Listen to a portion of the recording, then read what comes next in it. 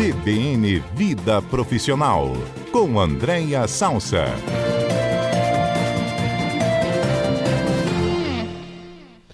Andréia Salsa, muito boa tarde.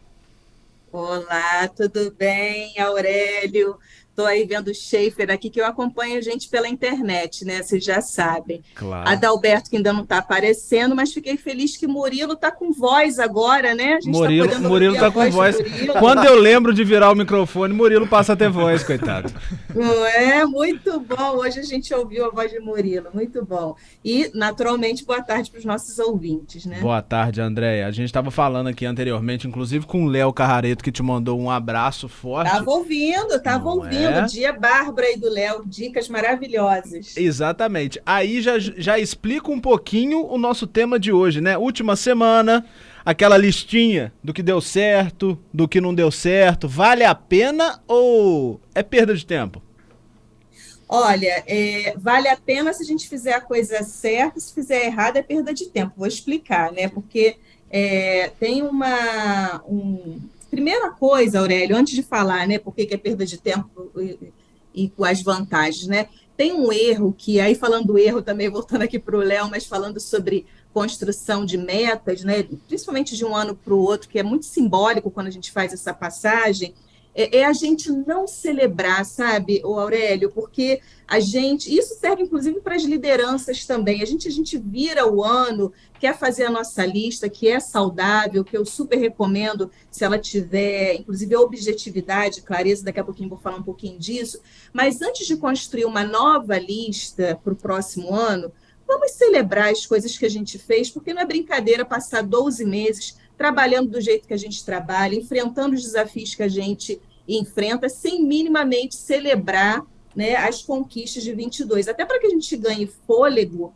para construir uma nova lista, senão a vida fica muito pesada, a gente fica com uma sensação enorme de frustração, e aí é aí que é perda de tempo, sabe? Se a gente não olha para o que a gente fez, é capaz de reconhecer o que a gente precisa celebrar, e aí sim, a partir daí, a gente construir uma nova lista, e aí fazendo muito sentido. Então, para começar a fazer sentido nessa lista 23, é interessante olhar para essa lista do ano anterior. Tem gente que tem rotina, eu, por exemplo, há muitos anos que eu faço essa minha listinha, e eu sempre começo olhando para aquilo que eu planejei, o que eu consegui, eu celebro, e o que eu não consegui, eu entendo, e aí já vai a primeira dica, né?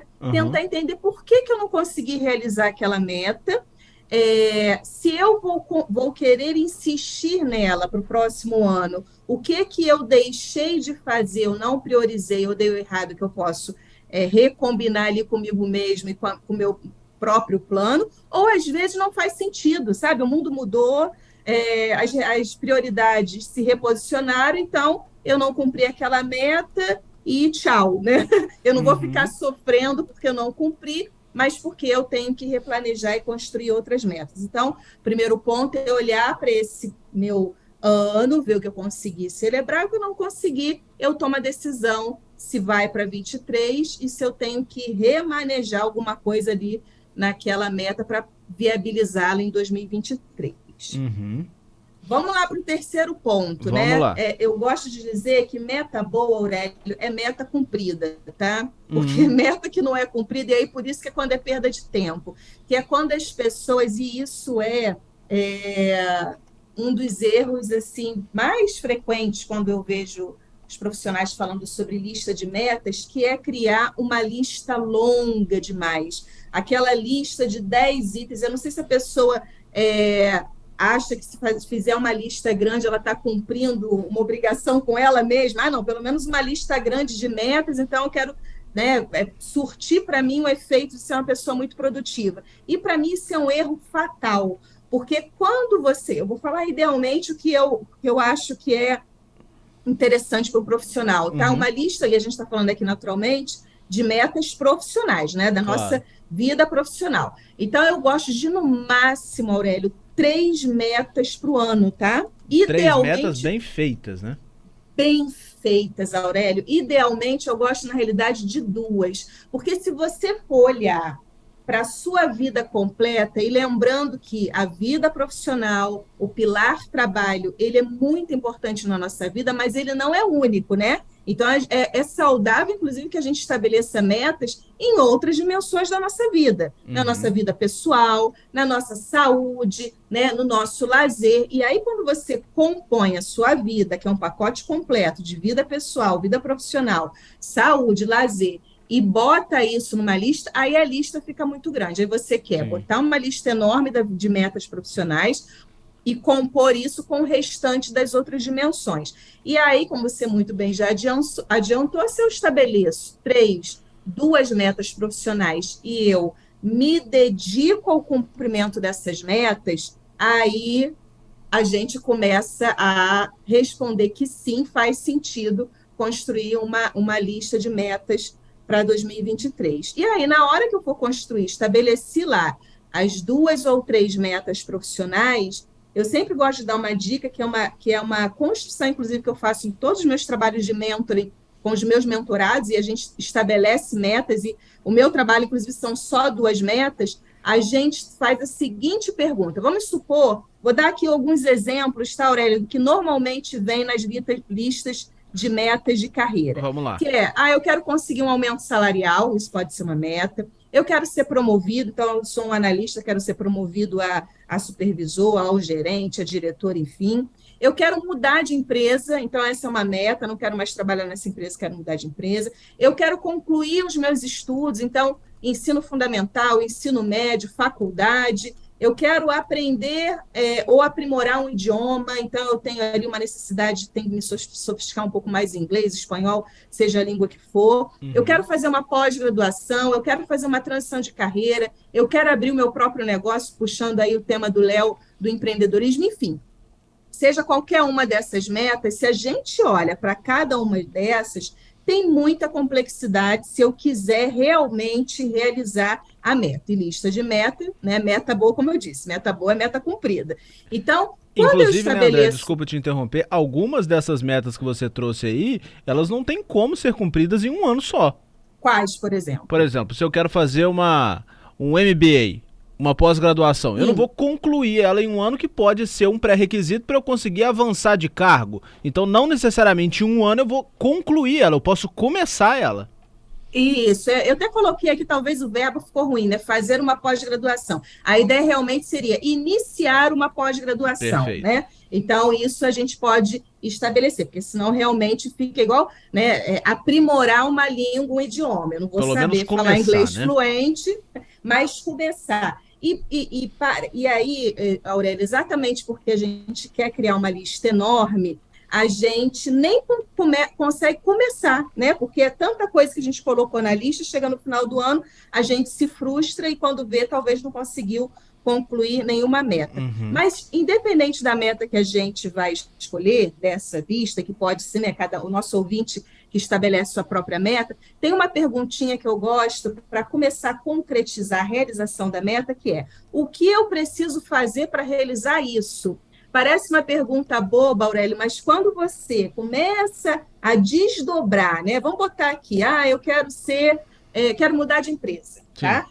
Eu quero mudar de empresa. Então, o que eu preciso fazer para mudar de empresa? Aí eu começo a racionalizar. Eu preciso, obviamente, olhar o mercado, eu preciso me conectar com pessoas em que possam me ajudar. Essa, inclusive, é uma dica fundamental, que é quem pode me ajudar a realizar metas. Então, rede de relacionamento, network, contar com as pessoas, uma vida profissional bem-sucedida. Não tenha dúvida que a gente precisa muito das pessoas para nos apoiar, para nos dar, né, as oportunidades, para nos aconselhar. Então, toda vez que eu vou fazendo essa pergunta, o que eu preciso fazer para realizar isso, a gente vai... Aí o jornalismo usa muito essa expressão, a gente vai decupando essa meta em várias camadas e aí a gente vai concretizando. Quando a gente vê isso, a gente vê o quanto realmente, no primeiro momento, alguém fala assim, nossa, levar para o ano de 2023 só 2 ou 3 metas, mas quando a gente olha com responsabilidade para isso, a gente vê que pode ser um grande trabalho a ser realizado no próximo ano, né? E a última dica, Aurélio, que eu sempre dou, que às vezes passa por despercebido, que é assim, cuidado com a sua autoconfiança. Cuide da sua autoconfiança e cerque-se de pessoas que vão te apoiar, vão vibrar com você, vão te ajudar, porque você constrói a sua meta, faz o seu trabalho de casa do jeito que tem que fazer e coloca a gente do lado que vai te desanimar, desestimular, botar para trás. Ninguém aguenta realizar uma meta com pessoas assim do lado. Então, a autoconfiança é fundamental para realizar meta, mas é fundamental que você tenha do lado pessoas que te estimulem, que te ajudem e que vibre a cada passo que você dá para realizar a sua meta. Então, é uma dica aí de ouro para 2023. Inclusive, uma das metas pode ser me afastar de determinadas pessoas. Que às vezes, se você fizer isso, já consegue resolver boa parte dos seus problemas, né, André? Nossa, Aurélio, muito mesmo. Andréia, uma questão que a gente sempre fala também é que muitas das vezes a gente coloca uma meta, só que ela não dá certo, não é por culpa nossa, por responsabilidade nossa, são por outras questões também. A gente tem que aprender também a normalizar o não dar certo das metas ou o readaptar, reorganizar essa meta para uma realidade que se coloca aí no meio desse caminho? Sem dúvida, Aurélio, mas a gente também tem uma... Isso que você está falando é fundamental, mas é fundamental também a gente muitas vezes fazer uma autocrítica. E aqui eu não estou querendo colocar a perspectiva autopunitiva, né? Porque aí a pessoa vai para um lugar e acha que não vai ter erro. O Léo, inclusive, acabou de falar muito bem isso, né? E quando a gente vai abrir um negócio, a gente tem que levar em consideração que eu preciso mudar a rota, porque o vento mudou, eu preciso mudar junto com o vento. Claro. Mas algumas pessoas, às vezes, eu estou falando muito baseado em experiência, tá, Aurélio? Sim. Eu não deu certo porque fulano, porque ciclano, porque o meu chefe, meu colega, porque o mercado, porque não sei o quê. E aí, será que dentro de todo esse contexto que inviabilizou, se eu fiz a minha parte, tá ótimo. Aí eu vou, né, e reconheço que realmente se inviabilizou, enfim, não foi possível, mas é muito importante fazer autocrítica e, às vezes, as pessoas fogem da autocrítica de novo, porque está com uma lista enorme. Então, eu começo a construir os meus álibis para dizer que eu não consegui atingir aquela meta e o maior erro está numa lista enorme de metas de vida profissional. Eu estou insistindo nesse ponto, porque ele é muito recorrente, Aurélio, as pessoas irem para o ano seguinte com uma lista muito grande, e as pessoas às vezes têm um gás mesmo, né? Não, eu escrevi isso aqui, eu vou cumprir, só que a vida prática, ela não é assim, a vida é complexa, tem uma série de situações que podem se alterar, como você muito bem falou, que inclusive podem inviabilizar a minha realização de meta, mas eu insisto em metas mais objetivas e que a gente sempre tem essa autocrítica de tentar entender o porquê que aquela meta não se realizou. Se não tem responsabilidade minha, ótima, mas se tiver, é porque provavelmente eu embolei muito os meus planejamentos com uma série de coisas e não consegui dar vazão de forma mais objetiva a construção e a realização das minhas metas. André, e também tudo bem eu não fazer, não ter meta e simplesmente ir colocando os meus objetivos ao longo desse processo, porque tem gente que simplesmente tá ok também. Muito bom, Aurélio. Inclusive, eu já falei isso em algum momento aqui na CBN, já não vou lembrar mais o quadro, mas é que eu, particularmente, sempre tive um desconforto com aquelas perguntas clássicas de normalmente meus colegas de recursos humanos, né, que fazem, que é perguntar para um profissional o que você quer ser, onde você se vê daqui a 2, 3 anos. E não necessariamente essa pergunta precisa ter resposta, tem umas frases de impacto, né, que se você não souber para onde tem que ir, qualquer caminho serve, calma, menos, né? A gente fica com medo de não responder nada, né? Aí você fala assim, eu quero ser diretor, aí você não sabe o que a pessoa vai pensar, se você está querendo demais ou se você não está satisfeito com aquilo que ele tem. E eu responderia, eu só quero continuar empregado, eu continuar com a minha carteira tá de boa. Ô Aurélio, olha que legal, isso é uma meta. Sim. Isso é uma meta. Quer ver uma outra meta? Por exemplo, eu tenho algumas metas minhas que todo ano eu rodo, que é, eu quero ser feliz realizando o meu papel profissional, seja ele qual for o cargo, onde eu estiver, enfim, e eu quero que a paz me acompanhe, porque também se você tiver, né, grandes realizações profissionais e você vai para aquele lugar e não tem paz, para mim, Andréia, e cada um tem os seus critérios pessoais, de CPF, não me interessa. Então, talvez um direcionamento mais geral já seja uma meta. Olha, eu quero, para onde eu estiver, eu quero me sentir realizado, eu quero sentir que eu tenho algum trabalho relevante, seja ele qual for, ou eu quero fazer um trabalho voluntário. Em que área? Não sei, mas eu quero exercer, né, a minha atividade, contribuir com o próximo, sem necessariamente precisar de uma remuneração para isso. Eu quero oferecer à sociedade coisas que eu tive talvez mais privilégio de aprender e agora eu quero compartilhar. Então, essas questões mais abertas, elas também podem ser metas, e isso é muito disruptivo, tá?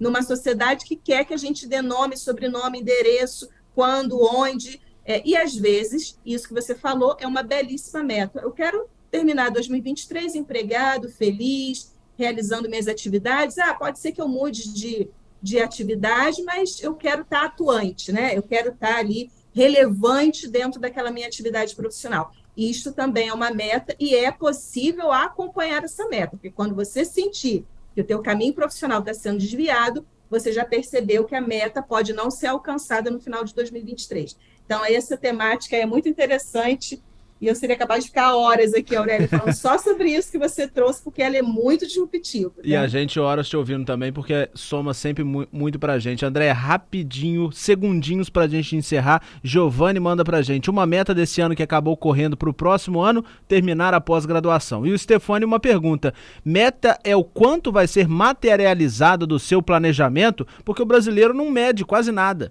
Sem dúvida, meta tem que ter concretude, né, o Aurélio e Stefano? Tem que saber qual é o indicador de sucesso para eu dizer que eu cheguei naquela meta, porque senão fica uma coisa subjetiva e a gente fica sem concretude. Então, sim, respondendo objetivamente, meta tem concretude e tem que chegar ali com um indicador real para eu entender que eu, sim, consegui e conquistei aquela meta. Andréia, que bom ter tido você esse ano aqui com a gente. Espero que 2023 a gente consiga traçar, alcançar e reavaliar as nossas metas juntos aqui para ajudar os nossos ouvintes. Sem dúvida, Aurélio. Olha, eu quero desejar um 2023 próspero, feliz, que a nossa vida profissional seja de abundância, de ampliação de consciência, e a minha meta aí para 2023 é continuar aqui tentando compartilhar o conhecimento e sendo nutrida também pelos nossos ouvintes e por vocês, meus colegas da CBN, que eu tenho muito carinho, viu? Um bom 23 para todo mundo. Nós também, carinho enorme por você, André. Até ano que vem, viu? Até!